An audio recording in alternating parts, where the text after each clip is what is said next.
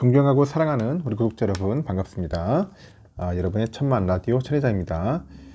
이제 마지막 방송하고 천회장도 쉬도록 하겠습니다.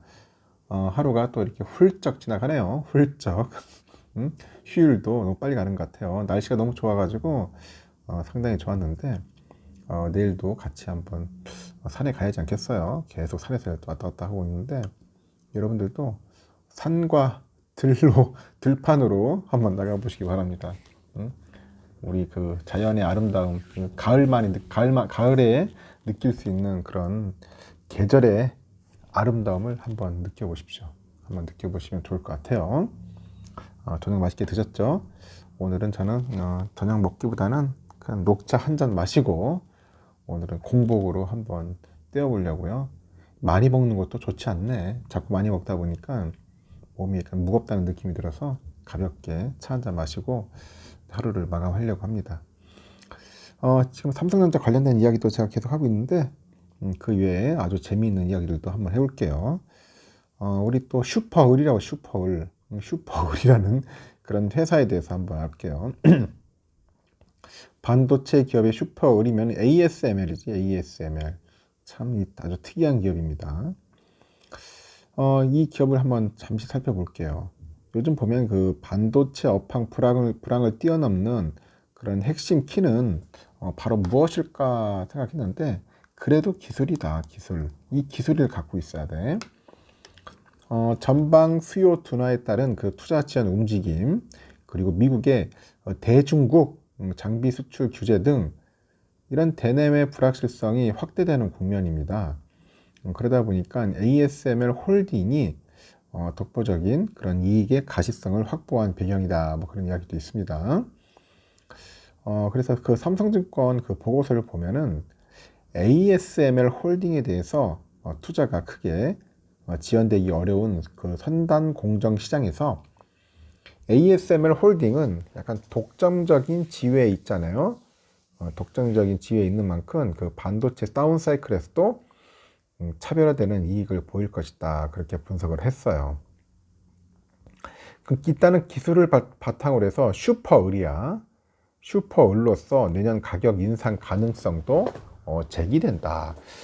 그렇게 이야기를 하는데 그 ASML 홀딩의 3분기 실적은 그 시장 컨센을 그 상회를 했습니다. 그 매출액은 전분기 대비 6%나 상장을 했어요. 57억 8천만 유로. 큰 돈이죠. 그 전망보다 인도 장비들이 이제 조기에 설치된 덕분이라고 하는데 일단은 외형 증가 효과 때문에 매출 총이익률은 지난 분기 49.1%에서 분기 51.8%로 이제 확대가 됐고 이 신규 수주는 89억 유로 수준으로 전분기 대비 한 5% 증가를 합니다. 또다시 신기록을 경신했다. 그렇게 보시면 돼요. 4분기 매출액 가이던스는 61억에서 66억 정도 그 유로로 컨센이 한 63억 8천만 유로에 부합하는데 매출 총이익률 그 전망은 49%거든. 49%. 그 컨센이 51.7%를 하회했는데도 이는 4분기 EUV 장비 비중이 이제 확대되고 있잖아요. 그 가운데 고마진 장비들이 이제 3분기에 조기 인식된 효과가 있어요. 그래서 4분기에도 가이던스 대입 시 연간 매출 가이던스가 전년 대비 13% 증가한 한 211억 정도 유로 수준으로 될 것으로 보인다고 합니다. 그래서 2분기 실적 발표 당시에 다 연간 그 매출 증가율이 20에서 한 10% 정도로 하향된 바가 있어요. 내년도 전망은 조심스럽다고 하는데 일단 반도체 업체들의 그 전체 그 전체 그 KPX 축소가 되고 있는 것은 맞는데 노광 장비 수요는 선단 공정에서 여전히 견조하다. 상당히 견조하다. 그래서 업황이 악화될지라도 ASML 홀딩 장비에 대한 수요는 공급 능력을 상회하고 있다. 그렇게 보고 있죠. 미국의 그 중국 제재 영향도 제한적일 것이다. 그렇게 보는 것 같습니다. 유럽 회사로서 미국 그 기술 사용이 약간 제한적이고 중국의 현지 업체 수출은 규제 대상이 아닌 그 레거시 공정이 주를 이루고 있어요. 그래서 일부 수출이 뭐 불가한다 해도 취소 물량을 대신 구매할 고객사는 여전히 많다. 줄 섰다. 그런 거죠. 다만 제재로 중국 업체들이 증설 계획을 취소한다면은 간접적인 타격은 입을 수 있겠죠. 일단은 실적 발표 이후에 ASML 홀딩의 주가가 상승을 했는데 여전히 매력적이다. 저번에 주가 빠질 때 상당히 매력적이더라고. 그래서 ASML 그 모을 사람들은 그때 막 폭락할 때 그때 막 집중적으로 주워 담았어야 돼요. 사이클을 불문하고 이제 3단 공정 시장에서 경쟁이 이제 치열할 것임을 감안할 때 경쟁력의 척도 중 하나인 EUV 장비 독점 업체인 ASML 홀딩의 밸류에이션은 여전히 매력적이다. 저는 그렇게 봅니다. 아주 매력적이야. 저는 다른 기업은 몰라도 ASML 정도는 아주 신나게 모을 수 있으면 모아야 한다. 저는 그렇게 얘기를 합니다. 다른 건 몰라도. 슈퍼홀이잖아, 슈퍼홀. 독점 기업. 이런 기업을 해야지. 어디 할 거야? 응? 근데 제가 하라고 해가지고 할 필요는 없고, 한번 보세요. 관심 있는 분들은 한번 살펴보시라는 겁니다. 당장 투자하지 말고. 그리고 또 중국을 제가 또 한번 유심히 보는데, 이 중국 공산당 참 재밌는 나라예요. 이제 당대회가 이제 하는데, 당대회 이후에 이제 중국의 증시는 과연 어떤 또 모습을 보여줄 건지, 변동성이 있을 건지, 상당히 주목이 됩니다. 지금 보니까 중국의 당대회를 통해서, 중국의 중장기 경제 성장에 대한 우려가 이제 확산이 되고 있어. 내년에 그 상반기까지는 미국의 그 긴축이죠. 긴축 기조 아래 중국 증시도 변동성이 약간 불가피할 것 같은데요. 우리 진핑 아저씨, 시진핑 주석 3기 지도부가 이제 공식 데뷔하는 내년 3월이죠. 내년 3월. 그 3월 양회 이후를 주목하라는 그런 의견들이 나오고 있더라고. 이제 제로 코로나도 완화되고, 이제 부동산 리스크 안정시키고, 그리고 재정적인 투자 확대 등이 예상되기 때문에 내년 3월을 좀 보자. 20일 날 그 마켓 포인트에 보니까 중국의 상해 지수가 20일 기준 전 거래일보다 0.31% 하락을 해서 3035.05의 거래를 마쳤어요. 중국의 20차 당대회죠. 20차 당대회가 이어지고 있는데 지난 18일부터 3거래일 연속 하락세를 보이더라고요. KB에서는 내년 말 그 상하이 종합지수 예상 밴드를 3,620을 잡고 있고, 내년 상반기까지는 미국의 그 연방준비제도 긴축 기조의 변동성 국면이 이어지면서 중국의 투자 측면에서는 내년 3월 양회 이후 약간 부동산 리스크가 안정이 되고 제로 코로나 기조 전환 등을 관전 포인트로 꼽았어.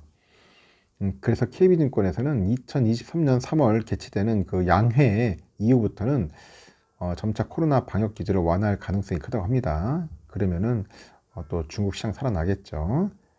그리고 17개월 만에 이제 부동산 준공 면적이 이제 반등한 것을 감안하면은 2분기 중반부터는 리스크 안정 그리고 재정 투자 확대로 뭔가 경기 개선 흐름이 이제 전개될 것 같아요.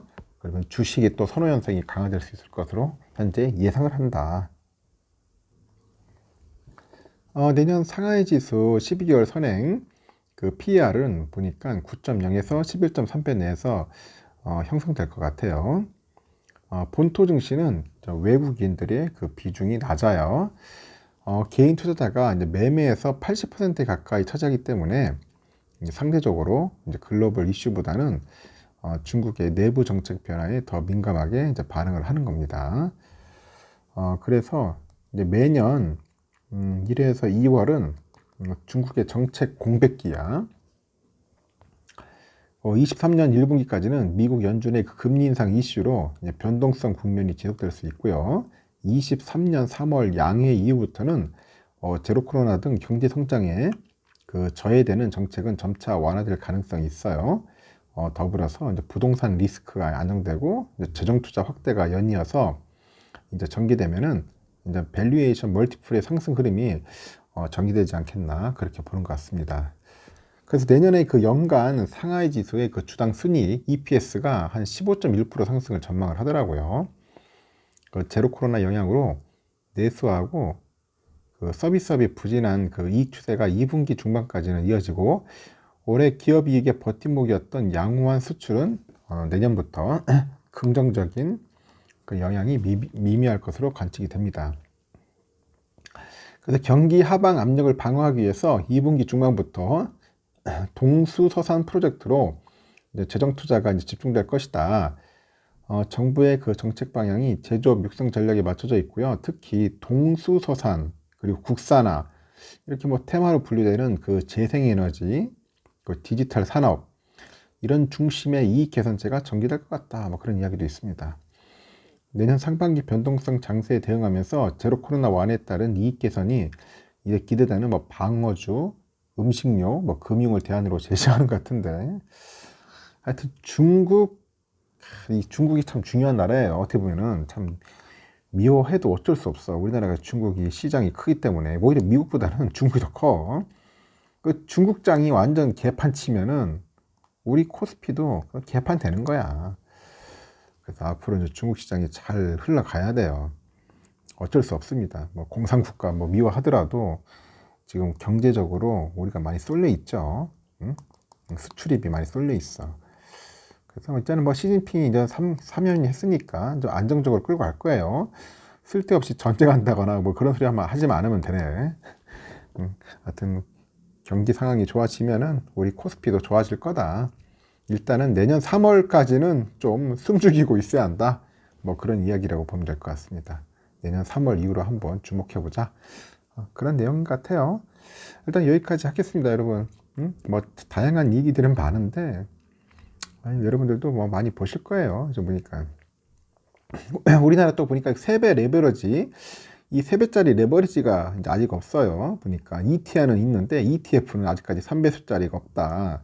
그래서 그 관련된 이야기들도 많이 나오던데 아직까지는 뭐 정부에서 관심이 없는 것 같습니다. 그러다 보니까 지금 해외에 뭐 TQQQ 이런 걸 많이 하더라고요. TQQQ, SOXL, SQQQ 뭐 이런 걸 많이 하는 것 같은데, 레버리지 상품에는 쉽게 다가가려고 하지 마세요. 이 변동성이 너무 커서 이게 멘탈이 약하면은 그냥 깨집니다. 깨져. 그 레버리지 상품은 될 수 있으면 안 하셨으면 좋겠어. 초보분들, 초리니, 주리니 이런 분들은 안 했으면 좋겠습니다. 여기까지 하고 여러분들 편히 쉬시고 내일 아침에 뵙도록 하겠습니다. 오늘 하루도 수고하셨습니다.